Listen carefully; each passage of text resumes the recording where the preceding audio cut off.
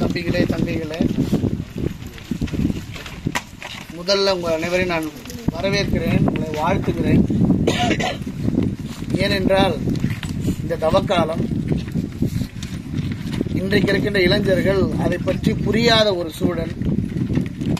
சிலுவை சொல்லுகின்ற பாடங்கள், சிலுவை சுமந்த ஆண்டவர் இயேசு கிறிஸ்து, அவர் தந்த நம்பிக்கை, திரு அவையின் நம்பிக்கையினுடைய ஊற்றுகள், இவை அனைத்தும் எந்த விதத்திலும் எங்களை தொடாது, எங்களை அணுகாது என்று புறம்பான ஒரு வாழ்க்கையை வாழ்ந்து கொண்டிருக்கிறார்கள் இளைஞர்கள் என்ற ஒரு சிந்தனையை நீங்கள் உடைத்து இன்றைக்கு திருவண்ணாமலை வட்டத்தில் இருக்கின்ற இளைஞர்களாகிய நாம் சிலர், அனைவரையும் அழைக்க முடியவில்லை, ஒரு சிலர் நாம் இணைந்து மிகப்பெரிய ஒரு பரிகார பலியை நாம் செய்ய இருக்கிறோம். சிறப்பாக நம் மறை மாவட்டத்தினுடைய ஒரு பகுதி திருவண்ணாமலை மறைவட்டம். இந்த மறைவட்டத்தில் இருக்கின்ற இளைஞர்களும் இளம்பெண்களாகிய நாம் இணைந்து இயேசுனுடைய சிலுவை பாடுகளோடு இணைந்து நம்மை யோசிக்க இருக்கிறோம், நம்மை பற்றி சிந்திக்க இருக்கிறோம்.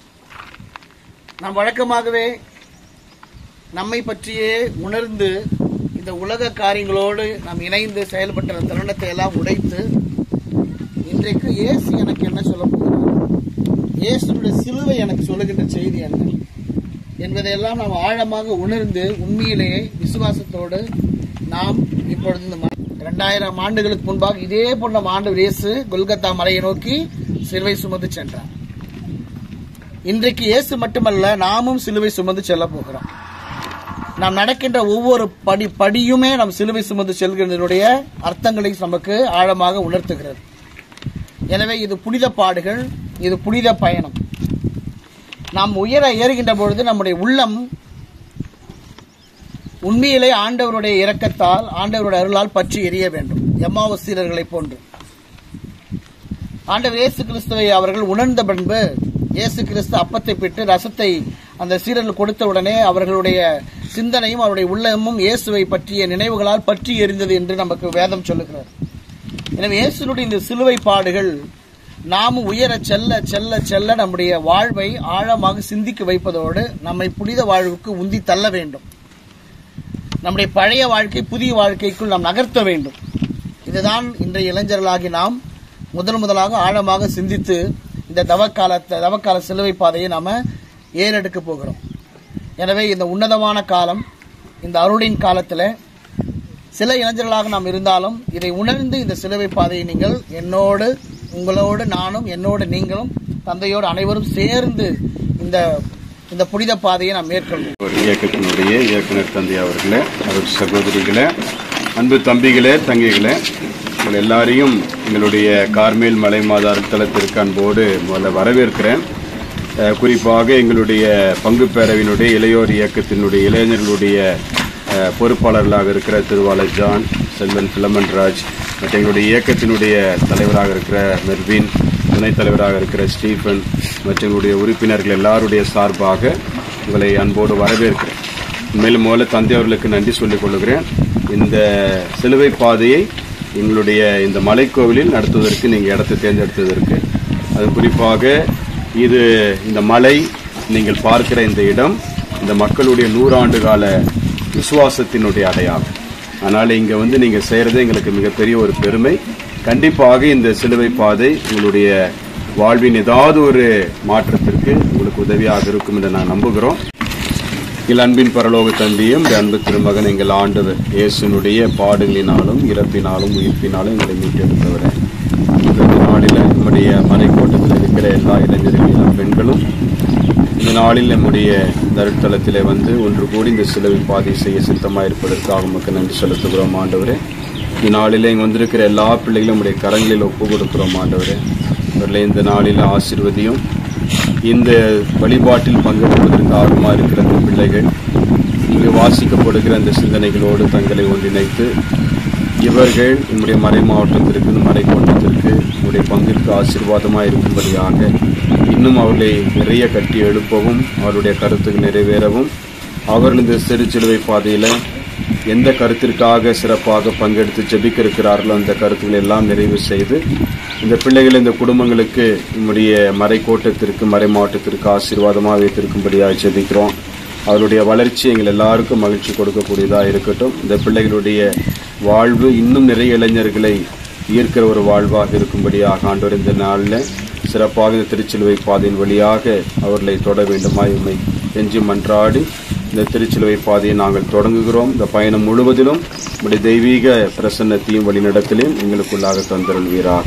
எல்லாம் இறைவன், தந்தை, மகன், தூய் ஆகிய நம்மை ஆசீர்வதித்து வழி நடத்துவாராக. மாணவர்களே, இந்த ஆண்டை ஜூபிலி ஆண்டாக கொண்டாட அழைப்பு பெற்றிருக்கும் நாம் பாடுகளின் காலத்தில் இளைஞராக இருந்து கொள்கையோடு வாழ்ந்து பிறருக்காக, குறிப்பாக தம் நண்பர்களுக்காக இன்னுரை ஈர்த்த எம் பெருமான் இயேசுவின் பாடுகளின் பாதை சொல்லும் விழுமியங்களை சிந்திக்க அழைக்கின்றோம். இவருடைய பிறப்பே அர்த்தமுள்ளது. மனித நிலைக்கு தன்னை தாழ்த்தி கடவுளின் மகன் என்ற நிலையில் அல்லாமல் சிலுவை சாவை ஏற்று மானுடம் மறுவாழ்வு பெற வேண்டும் என்ற உன்னத உயர்த்த கொள்கைக்காக தன் உயிரை மனமுவந்து கொடுத்தார் இளைஞராய் இருந்தபோதே. நம்முடைய பிறப்பும் அர்த்தமுள்ளதுதான். நாமும் நல்ல நோக்கத்துடனே படைக்கப்பட்டுள்ளோம். படைத்த இறைவன் தன்னாலேயே அதனாலேயே நல்லது என கண்டார். மனிதனை படைத்த பின்னரும் என விபிலியம் கூறுகிறது. எபேசியர் 2ஆம் அதிகாரம் 10ஆம் வசனத்தில் கூறியபடி, ஏனெனில் நாம் கடவுளின் கை வேலைப்பாடு, நற்செயல்கள் புரிவதற்கென்றே கிறிஸ்து இயேசு வழியாய் படைக்கப்பட்டிருக்கின்றோம். இவ்வாறு நற்செயல்கள் புரிந்து வாழும்படி கடவுள் முன்கூட்டி ஏற்பாடு செய்கின்றார். என்றும் இளமையாய் வாழ்ந்து வர இயேசுவின் விழுமியங்கள் சொல்லி காட்டும் பாடங்கள் சிந்தித்து வாழ்வுக்காக இந்த வழிபாடு உதவ இன்று ஜெபிப்போம்.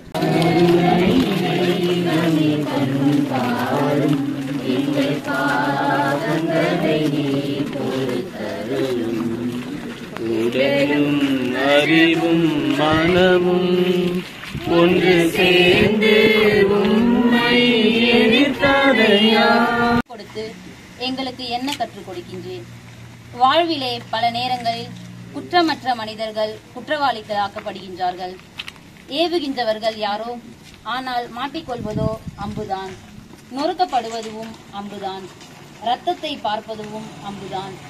யாரோ இயக்கி இடைத்தரகராக யாரோ இருந்து செயல்பட்டு இன்றைக்கு சாதாரண வேலையின்றி தவிக்கும் இளையவர்கள், படித்துக் கொண்டிருக்கும் அன்பர்கள், துடிப்போடு எதையாவது சாதிக்க நினைப்பவர்கள், திக்கு தேடி அலைபவர்கள் அனைவரும் பயன்படுத்தப்பட்டு வாழ்வையே இழந்து போகின்ற நிலை இன்றும் தொடர்கதையாகி போகின்றது.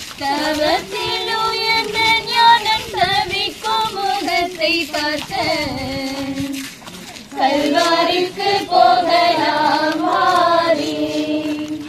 என் காருண்ய இயேசுவின் காட்சியை பார்த்திட கல்வாரிக்கு போகலாம் மாறி.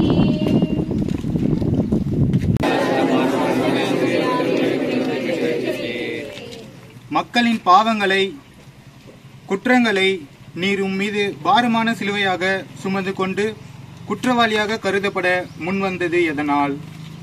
இளையவர்கள் எப்பொழுதுமே பிறருடைய சுமைகளை தாங்கிக் கொள்ளவும், யார் எவர் என்று பாராமல் இளையவர்கள் எப்பொழுதுமே மற்றவர்களின் சுமைகளை பகிர்ந்து கொள்ள முன்வருபவர்கள்.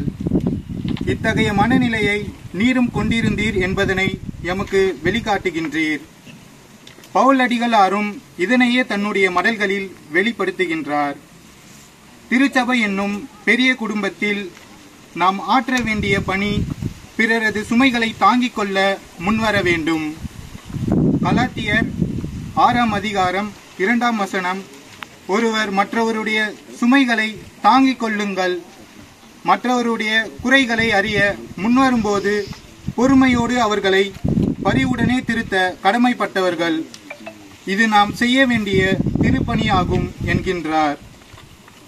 உம் சகோதரரை உள்ளத்தில் பகைக்காதே, உனக்கு அடுத்தவர் பாவம் செய்யாதபடி அவர்களை கடிந்து கொள் என்ற இறைவாக்கின்படி எங்களது பாவங்களை எல்லாம் உம்மேல் சுமந்து கொள்ள எங்களுக்காக நீர் குற்றவாளியாக முன்வந்தீர் என்பதனை நாங்களும் உணர்ந்து கொள்ள செய்திருக்கின்றீர். பிறரை குற்றவாளி என தீர்ப்பிட்டு அவர்களது மேல் களங்கத்தை ஏற்படுத்தும் அவச்செயலை செய்யாது. அவர்களது பாவச் சுமையை இறக்கி வைக்க முன்வரும் போதே நாங்கள் உம்முடைய திருப்பணியை செய்கின்றோம் என்பதனை உணர்த்த செய்தமைக்கு நன்றி.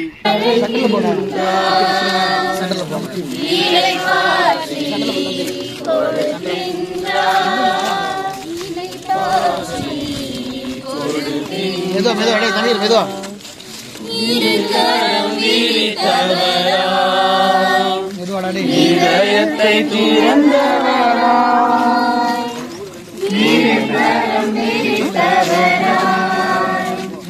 இதயத்தை திறந்தவரா, இறைவன் இருக்கின்றார்.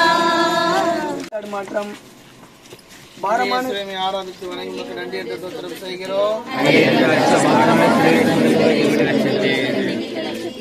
பாரமான சிலுவை, தளர்ந்த மனம், அவமானகரமான பயணம், இவையெல்லாம் அழுத்த பயணத்தில் ஒரு தடுமாற்றம். இது ஏற்கானது என்றாலும் எமக்கு சொல்லும் பாடம்தான் என்ன? எளிமையான வாழ்வில் அடியெடுத்து பயணிக்க முற்படும் போது கவர்ச்சி, போதை, புகை என எதிலாவது நாங்கள் தடுமாற்றத்தை காண நேருகின்றது. இதெல்லாம் இயற்கை தானே. யார் இதில் தடுமாற்றம் காணாமல் போகிறார்கள்?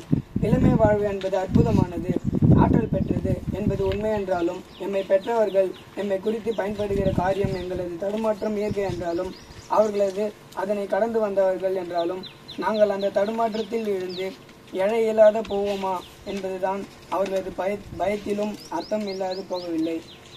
இன்றைக்கு கவர்ச்சி, போதை, புகை போன்ற எதிலாவது இளைய சமூகம் வீழ்ந்து போகின்றது. வளர்ச்சி, முன்னேற்றம் என்று நாங்கள் கருதுகின்ற பல இதற்கு துணை போகின்றது என்பதையும் அறியாமல் இல்லை. கண்ணீர், இணையெல்லாம் கைபேசி, சின்னத்திரை. தாயே உன் பாத மலரினிலே என்றும் வாடாத மலராக நான் இருப்பேன். தாயினை மலர்வாலும் நீ மட்டும் நாளும் செய்யாத அணைக்கின்ற தாய்மறி நீயே. தாய் என்னை மறந்தாலும் நீ மட்டும் நான். சோர்ந்த உள்ளங்களுக்கு நான் புத்துயிர் அளிப்பேன், வாடிய நெஞ்சங்களுக்கு நான் நிறைவை அளிப்பேன்.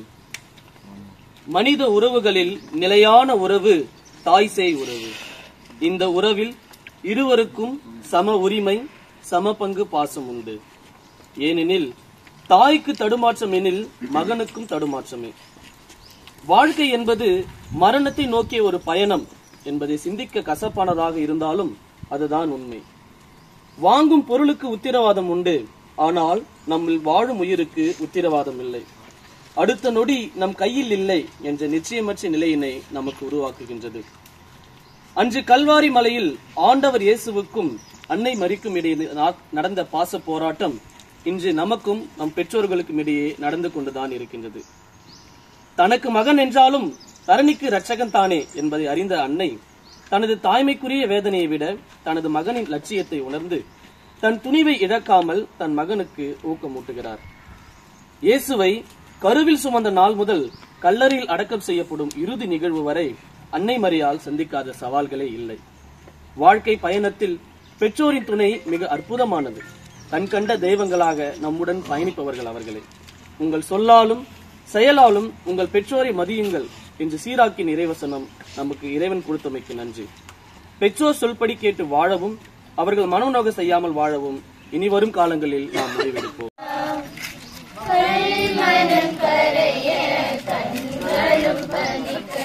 கைகளை குவித்தேன் இறைவா, என் மனம் வருவாய் இறைவா.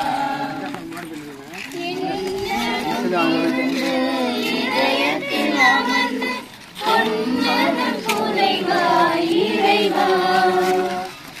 என்னகம் நிமிர்ந்து இதயத்தில் அமர்ந்து பொன்னதம் புனைவாய் இறைவா. அங்கு உண்மைகள் மறைந்து நன்மைகள் நிறைய இன்னருள் தருவாய் இறைவா.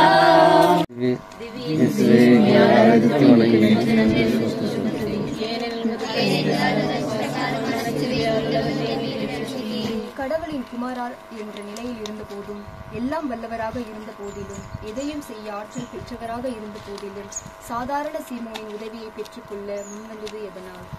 மனிதர்கள் தனி தீவாகிட முடியாது. காரணம், தனிமரம் தோப்பாகிட முடியாது. மனிதர் ஒரு சமூக விலங்கு. அவர் அடுத்தவரை சார்ந்தே வாழ்ந்திடல் வேண்டும். இளமையில் உள்ள உணர்வான எல்லாம் என்னால் சாதித்திட முடியும், நான் யாரையும் சார்ந்து வாழ்ந்திடல் அவசியமில்லை என சொல்லி தன்னை தனிமைப்படுத்திக் கொள்ளும் மனநிலையை மாற்றிடதான் இந்த அழைப்பா. சகோதரர்கள் ஒருமித்து வாழ்வது எவ்வளவு நல்லது, எவ்வளவு இனிமையானது என்ற தாவீது அரசரின் அறைகூவலும், எல்லாரும் ஒன்றாயிருப்பார்களாக என்ற உம்முடைய வேண்டுதலும் சொல்லி காட்டுகின்ற பாடம் இதுதானோ? மற்றவர்களின் திறமைகளையும் தனித்தன்மைகளையும் மதித்து ஏற்று பயணிக்க வேண்டும் என்று சொல்லாமல் சொல்லி காட்டுகின்றீரோ? இதற்கான தாழ்ச்சியை பெற்றுக் கொண்டாலேயே வாழ்வு சிறக்கும் என்பதுவும் உண்மைதான்.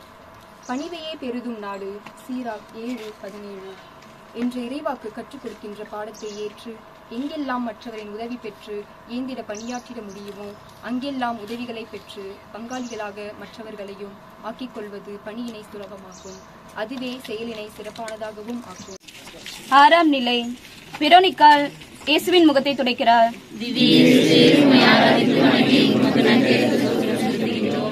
கோரையான முகத்தோடும் ரத்தம் படிந்த உடலோடும் வீரர்கள் புடைசூழ செல்லும் பயணத்தில் இளம் பெண்ணின் அக்கறையோடு கூடிய தொடுகையை அனுமதித்து சொல்லும் செய்திதான் என்ன? ஓடும் பாம்பை மிதித்து போடும் வயது வாலிப வயது. எதையுமே துணிச்சலோடு செய்ய துடிக்கும் வயது இளமையின் வயது. நல்லது என கண்டால் பின் விளைவுகளை யோசிக்காது களத்தில் இறங்கும் மனோபாவம் இளமையின் வேகம். வீரர்கள் புடைசூழ வந்த போதிலும், வேடிக்கை பார்க்கும் கூட்டம் சூழ்ந்திருக்கும் போதும், பெண்ணினத்தை மதிக்காத மாமனிதர்கள் என்ற போர்வையில் வாழும் மனித மிருகங்கள் மத்தியிலும் தான் மதித்த மனிதருக்கு காயம் கோரம் என்று கண்ட பெண்மணி துணிச்சலோடு தன்னாலான உதவி செய்ய அந்த நேரத்தில் இதுதான் என எண்ணி தான் வைத்த துணியை கொண்டு இயேசுவின் முகத்தை துடைத்து தன் தொடுகையினால் ஆறுதல் கொடுத்து தேற்றுகின்றாள். நல்ல காரியங்களை செய்ய துணிச்சல் போதுமானது. அதனை நல்ல மனதோடு செய்யும் போது யார் செய்ய முன்வந்தாலும் அதனை அனுமதிப்பது என்பது பாராட்டுக்குரியது. அதனையே வாய்ப்பு கிடைக்கும் போது நாமும் செய்ய முன்வருவது என்பது கிறிஸ்தவத்தின் படிப்பினை என்பதுவே இந்த பெண் நமக்கு உணர்த்தும் பாடமாகும். கடவுள் நமக்கு தந்தது கோழையுள்ளத்தினை அல்ல, மாறாக அன்பு, வல்லமை, கட்டுப்பாடு கொண்ட இதயத்தையே என பவுல் அடிகளார் திமோத்தியாவுக்கு கூறுகிறார். ஜெபிப்போம். இறைவா,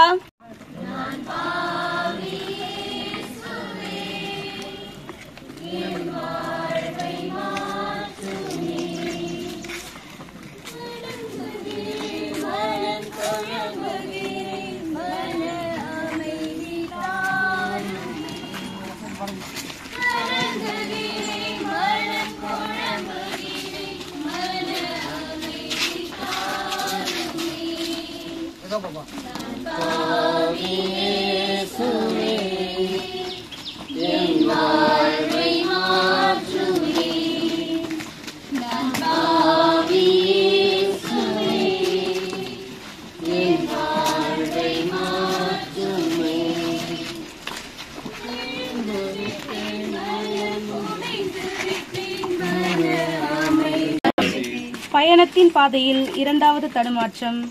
பாதைகளில் இழுத்து செல்லப்பட்ட கால்கள் தள்ளாடி நீர் தடுமாறி இரண்டாம் முறையாக தரையை முத்தமிட்டார் என சிந்திக்க எங்களை அழைக்கின்றீர். இளையவர்களின் வாழ்வில் காதல், புகை, மது என தடுமாற்றத்தை கண்ட பின்னர் அதிலிருந்து மீண்டும் வரும்போது அடுத்த கட்ட தடுமாற்றம் ஏற்படுவது நிறைய சம்பாதிக்க வேண்டும் என்ற மனோபாவம். இது அவர்களை அடிமைப்படுத்தி அந்த பணத்தை சம்பாதிக்க என்ன வேண்டுமானாலும் செய்ய தூண்டுகிறது. இத்தகைய மனோபாவத்திற்கு காரணமாக அமைவதுவே அவர்களது ஊதாரித்தனமான செலவினங்களே.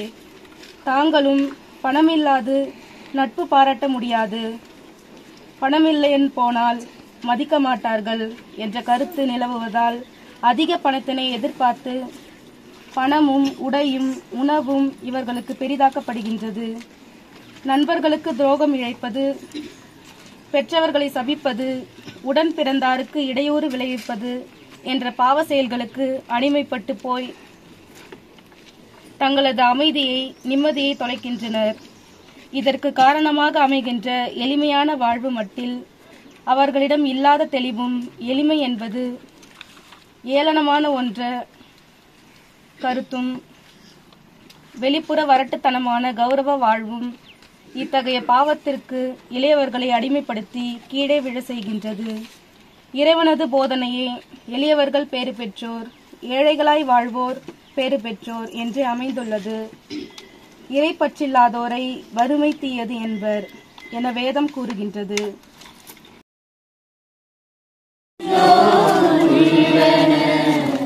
யாரிடம் செல்வோம் இறைவா, இறைவா.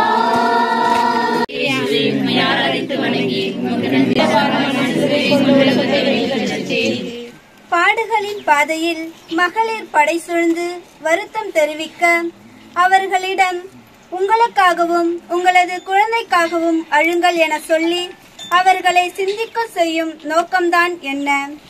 படைப்பினிலே ஆணையும் பெண்ணையும் படைத்து நல்லது என கண்ட நீர், இருவருக்கும் ஆற்றலையும் அறிவையும் தந்து சமத்துவமான சமூகத்தை படைத்து கொடுத்த நீர், இன்று காணும் சமூகமோ பெண்ணை மதிக்காது, மரியாதை நடத்தாதது, போதையாகவும் சுமையாகவும் இழிவாகவும் கருதி வருந்தினால் உங்களை எண்ணி பாருங்கள் என்று அழைத்தீரோ? இன்றைக்கு பெண்களை சமூகமாக கருதி வாழும் வாழ்வை விடுத்துவிட்டு சமூகம் இது, பண்பாடு இது என்று பல காரணங்களை சொல்லி அடிமை சமூகமாகவே இருந்து வருகின்ற இந்த ஆண் சாதிக்க சமூகம் இன்றைக்குதான் இதை உணரப் போகின்றதோ? பெண்களிடமும் உணர்வு உண்டு, பெண்களிடமும் அறிவு உண்டு, ஆற்றல் பெற்றவர்கள்தான் அவர்களை என உணர்ந்து ஏற்றுக்கொள்ளும் சமூகம்தான் நல்ல வளர்ச்சியை பெற்றுக்கொள்ள முடியும். பெண்களே, இன்றைக்கு தன்னை அடிமைப்படுத்துகின்ற ஆண் ஆதிக்க சமூகத்திற்கு ஏற்ப தங்களின் உணர்வுகளை புதைத்து சமூக பெண்களையும், சிறப்பாக விடுதலை உணர்வுள்ள பெண்களை சகித்து கொள்ள முடியாது போனால் சமூகம் எத்தகைய வளர்ச்சி பெற்றுக்கொள்ள முடியும்? இத்தகைய சூழலில் அடிமைத்தனத்தை மாற்றி இறையாட்சிக்குரிய விழுமியத்தை கைக்கொண்டு ஒழுகும் நாம் சிந்திக்க அழைக்கப்படுகின்றோம். இத்தகைய பவுல் அடிகளால் உங்களுடைய பால் இன வேறுபாடு கூட இருப்பது ஒன்றாய் வந்து விருந்துண்ண தடையாகும் என்றதும் சிந்திக்கக்கூடியதே. ஜெபிப்போம். இறைவா, உம் விருப்பத்திற்கு ஏற்ப சமத்துவ சமூகம் படைக்க அருள் தாரும். எங்கள் பேரில் தயவாயிரும் சுவாமி, எங்கள் பேரில் தயவாயிரும்.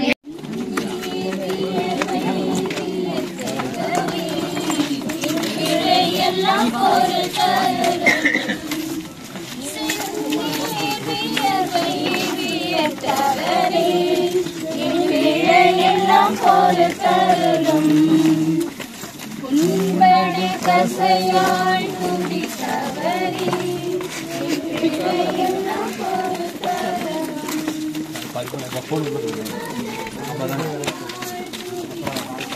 9ஆம் நிலை.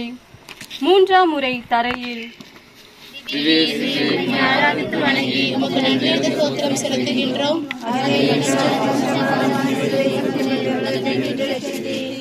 எழுந்தாலும் நடந்தாலும் மறுமுறையும் விழுந்து தொடர்ந்த தடுமாற்றம் பயணத்தில் உண்டு என்பதனை உணர்த்தி காட்டுவதன் நோக்கம்தான் என்ன?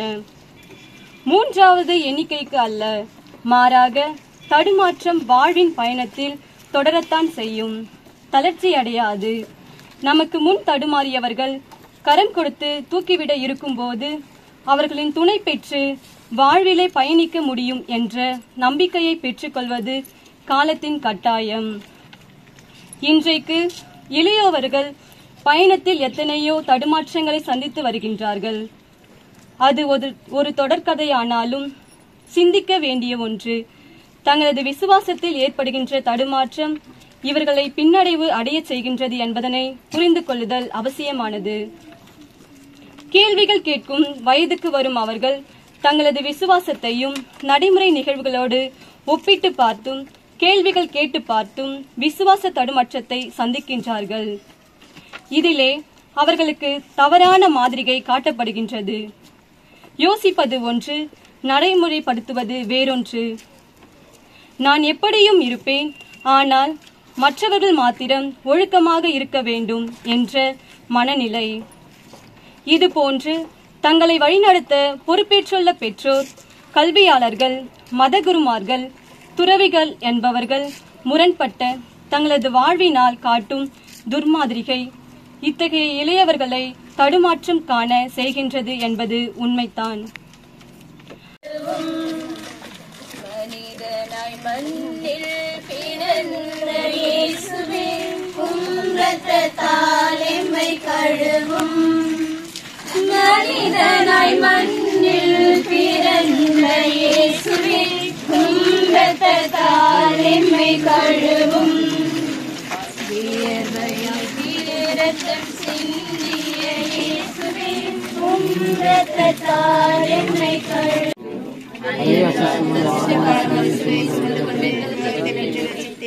அவமானம் வாழ்விலே அகற்றப்பட இயலாத கரை என்பதனை உணர்ந்திருந்தும் உம்முடைய ஆடைகளை அகற்றி உம்மை அவமானப்படுத்திட முற்படும் கயவர்கள் முன்னிலையில் கையால் ஆகாதவர்களாக நிற்பதன் மர்மம் என்ன? இளையவர்கள் தங்களது வாழ்விலே தங்களது தடுமாற்றங்களினால் அவமானத்தை பெற்று வருகிறார்கள் என்பது உண்மையானது. இவர்கள் அவமானப்படுவதோடு தங்களது பெற்றோர்களையும் உடன் பிறந்தாரையும் உறவுகளையும் அவமானப்படுத்துவதுதான் வேதனைக்குரியது. இந்த கரை தேவையானது தானா? எதை கொண்டும் அகற்ற இயலாத இந்நிலை வாழ்வின் எதிர்காலத்தில் காணும்போது வாழ்வு முழுவதையும் அழுகையாலே கழுவிக்கொள்ள முற்படுவதும் நாம் பார்க்கின்ற ஒன்றே. ஆத்திரத்தில், அவசரத்தில், யோசிக்காமல், கலந்தாலோசிக்காமல் எடுத்தேன் கவிழ்த்தேன் என இளையோர் நடக்க முற்படும் போது கரைகளை பெற்றுக் கொள்கின்றார்கள். இந்த கரை இளைய வயதிலே வரக்கூடியது சகஜம்தானே என்று வேறு சொல்லி சமாளித்துக் கொள்வதாக நினைக்கின்றனர். இது இளையவர்களுக்கு சகஜமாக இருக்கலாம். ஆனால் இதனால் பாதிப்பு பெற்றவர்கள், உற்றவர்கள் என பெரிதும் பலரையும் பாதிக்கிறதே என பெரியவர்கள் இளையவர்கள் உணர்ந்திட முன்வருவது நல்லது. இந்த அவமானங்கள் இன்று கலாச்சாரத்தையும் பாதிக்கின்றது என்பது ஏனோ அறியப்படாத நிலையிலே உள்ளது. கட்டிக்கிட்டு ஓடுவது, பெற்றெடுத்து விட்டு கட்டிக்கொள்வது, பெற்ற பின்னரும் கட்டிக்கொள்ளாமல் இருப்பது என்பது பாட்டுக்கு சரியாக இருக்கலாம். ஆனால் வாழ்வுக்கும் நம்முடைய கலாச்சாரத்திற்கும் சரியாக வருமா என ஏன் யோசிக்காமல் இருக்கின்றோம்? நம் சமூகத்தில் பெற்றவர்களுக்கு பிள்ளைகள் தரும் சந்தோஷமே அவர்களின் சம்மதத்துடனும் ஆசிருடனும் அமையும் திருமண வாழ்வுதான். சிரமமாக இருந்தாலும் சுவையாக இருந்தாலும் அதிலே உள்ள சுகமே தனிதான் என்பதனை உணர்ந்திட முன் வருவது நல்லது. ஜெபிப்போம். இறைவா, எமக்காக நம்முடைய பாவங்கள் உம்மை அவமானப்பட வைத்த போதும் எம் நல்ல காயங்களை அன்புடன் முற்றி செய்கின்றேன். பாவத்தால் உம்மை கொன்றேனே, பாவத்தால் உம்மை கொன்றேனே.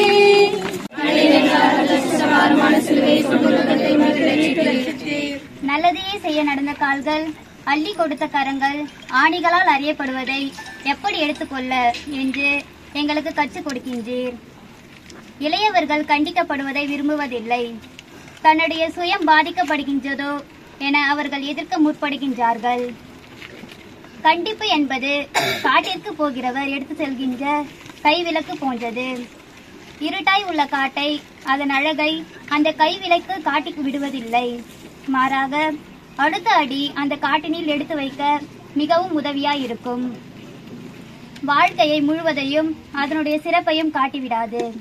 மாறாக வாழ்வில் நாம் அடுத்த அடி எடுத்து வைக்க சரியான பாதையில் செல்ல வழிகாட்டும் என்பதுவே உண்மை. முதியோரின் உரைகளை புறக்கணியாதே. அறிவை விரும்புவோர் கண்டித்து திருத்தப்படுவதை விரும்புவர்.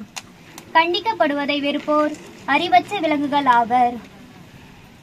இளையவர்களின் வளர்ச்சிக்காய் கொடுக்கப்படும் அறிவுரைகள் எல்லாம் அது யாரிடமிருந்து வந்தாலும் உண்மை அன்பு கொண்டதனாலேயே என்பதை உணர்ந்து ஏற்றுக்கொள்ள முற்படும் போதே வளர்ச்சி உண்டு, வாழ்வும் உண்டு. அறைதலை அனுமதிக்கின்றார், அலறி அடித்து ஆர்ப்பாட்டம் செய்து எதிர்த்திடவில்லை. தான் அறியப்படுவது மனுக்குலத்தின் மீட்புக்காக என்பதனை அறிந்ததாலேயே அமைதியாக அனுமதிக்கின்றார். இளைய சமூகமும் தன் மீது விழும் வரை தன்னை பக்குவப்படுத்துவதற்காக தான் தன்னை மெருகூட்டவே என்பதை உணர்ந்து கொண்டு திருத்தப்பட தன்னை அனுமதித்தால் அளப்பரிய நன்மைகளை பெற்று அனுபவிக்கலாம்.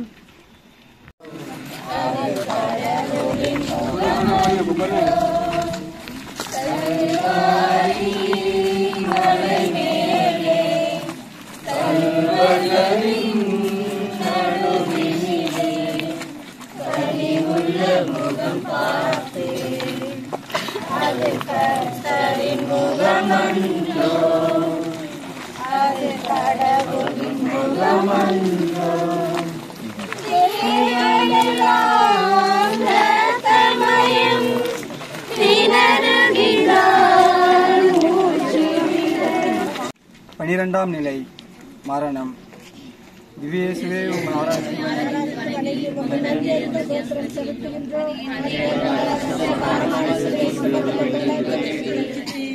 உம்முடைய மரணம் நல்ல காரியத்திற்காக என்றாலும் வாழ்வு அர்த்தம் பெறுவது நம்முடைய நல்ல செயல்களாலே என்பதை தான் உம்முடைய மரணம் எங்களுக்கு கற்றுக் கொடுக்கின்றதோ.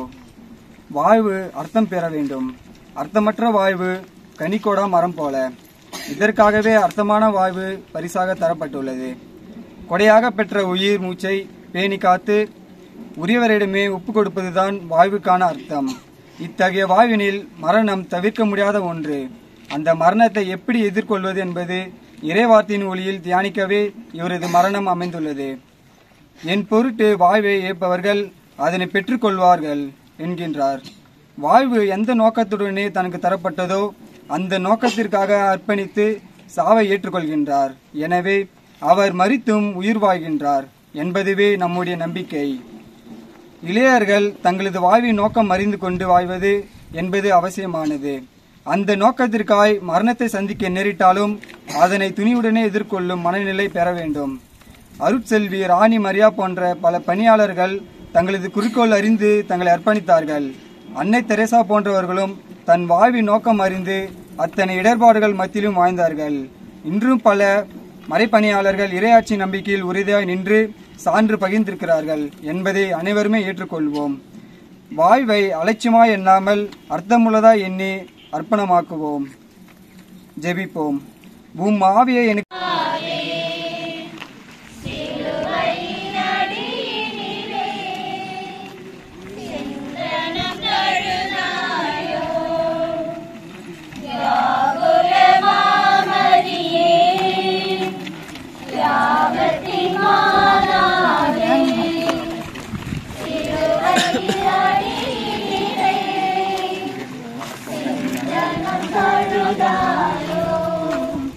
இல்லாமல் சுகமாக இருந்தீர். இப்பொழுது பாரமாக வேதனையாக மாறிப்போனதின் அர்த்தம் என்ன? பறவைக்கு இறக்கை சுமையாகிவிட முடியுமா? மனிதனுக்கு கரங்கள் சுமையாகிட முடியுமா? பிள்ளைகள் பெற்றோர்களுக்கு சுமையாகிட முடியுமா? இல்லை, பிள்ளைகள் தான் பெற்றோர்களுக்கு சுமையாகிட முடியுமா? சுமை என்று தானே இன்று தொட்டில் குழந்தை திட்டம் கொடிகட்டி பறக்கின்றது. அனாதை இல்லங்கள், ஆதரவற்ற இல்லங்கள் தளர்ந்து வருகின்றன. முதியோர் இல்லங்களில் தஞ்சம் அடைவோரின் பட்டியல் பெருகி வருகின்றது. நடைப்பிணமாக மனிதர்கள் மாறி போகின்ற போது மற்றவர்கள் பாரமாகவும் சுமையாகவும் பார்க்க முற்படுகின்ற போது இத்தகைய நிலை உருவாகின்றது என்பதுவே உண்மை. இந்த சூழலிலும் எத்தனையோ இளைஞர்கள் தங்களது குடும்பத்தினர் வாழ்வுக்காக தங்களை அர்ப்பணித்துக் கொள்வதுண்டு. தங்களது சுக துக்கங்களை மறைந்து நாட்டினர் நலத்துக்காய் தங்களை அர்ப்பணிக்க கொள்வோரும் உண்டு. தங்களது வயது முதிர்ந்த பெற்றோருக்காக தங்களது இல்லத்தில் தியாகம் செய்வோரும் உண்டு. தன் படிப்பை நிறுத்தி உழைத்து சம்பாதித்து தன் உடன் பிறந்தவரின் எதிர்காலத்தை வளமாக்கியவர்கள் நம்மிடையே உண்டு. இந்த புவியினில் யாரும் யாருக்கும் சுமை அல்ல. பால் குடிக்கும் குழந்தை தாய் மறப்பாலோ, அப்படியே மறந்தாலும் நான் உன்னை மறக்க மாட்டேன் என்றவன் வழிமரபினர் நாம். அற்புத தாய் அன்னை மரியாளின் செல்வங்கள் நாம். மரியாள் பாரமாக சுமையாக கருதி தன் மகனை விட்டு செல்லவில்லை. இன்று நம்மை சுமையாக கருதாமல் நம்முடைய விண்ணப்பங்களை ஏறெடுத்து பரிந்து பேசுகின்ற அன்பு தாயின் மக்கள் நாம். இதனை உணர்வோம்.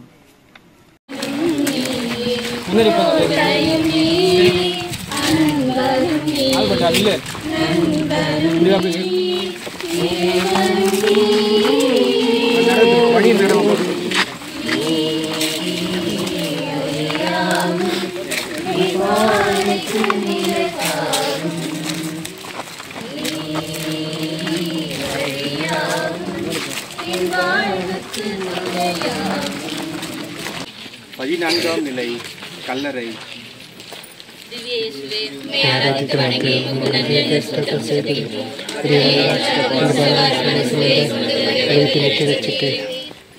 நாற்றம் எடுக்கும் கல்லறை வரை உம்முடைய உடலை கையளிக்க முற்பட்ட நீர் இன்று நடமாடும் கல்லறையாக மாறி போயிருக்கும் எங்களுக்கு அறிவுறுத்துவது என்ன? இளையவர்களாகிய நாங்கள் எங்களது வாழ்வை சீர்தூக்கி பார்க்க முன்வரும் வேளையிலே எங்களது மனங்கள் இன்று கல்லறையாகி போனதோ என நினைக்க தோன்றுகின்றது. நுகர்வு வெறி இன்று தலை விரித்து ஆடுகின்றது. கண்டதே காட்சி கொண்டதே கோலம் என எதை பார்த்தாலும் அதனை பெற்றுவிட வேண்டும். அது தேவையா? மிகவும் அவசியமானதுதானா? இந்த அளவுக்கு பணம் கொடுத்து பெற எனக்கு தகுதி உண்டா?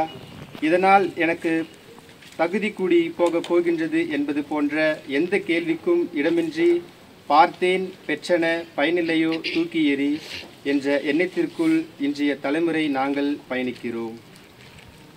மனதினை இன்னும் இன்னும் என பலவற்றால் கல்லறையாக்கி பூச்சியும் தெருவும் சங்கமிக்கின்ற இடமாகி வைத்துள்ளோம். ஆசைகளுக்கு அளவே இல்லை என்ற நிலையில் கட்டுப்பாடுகளை விதைக்காது சேராக்கி வைத்துள்ளோம். இத்தகைய உணர்வினால் நீர் படைத்து தந்துள்ள இந்த அற்புதமான பிரபஞ்சத்தை குப்பை மேடாக்கி இயற்கை அழித்து சிதைத்து வைத்துள்ளோம் என்பதே உண்மை. நாற்றம் எடுக்கும் நீர்க்குட்டை, மாசுபட்ட காற்று, பசுமை இழந்த காடுகள், விலங்குகள் இல்லாத சரணாலயங்கள் என்றே இந்த பூமியை எங்களது சுயநலங்களால் மாற்றி கல்லறை மேடாக்கி வைத்துள்ளோம்.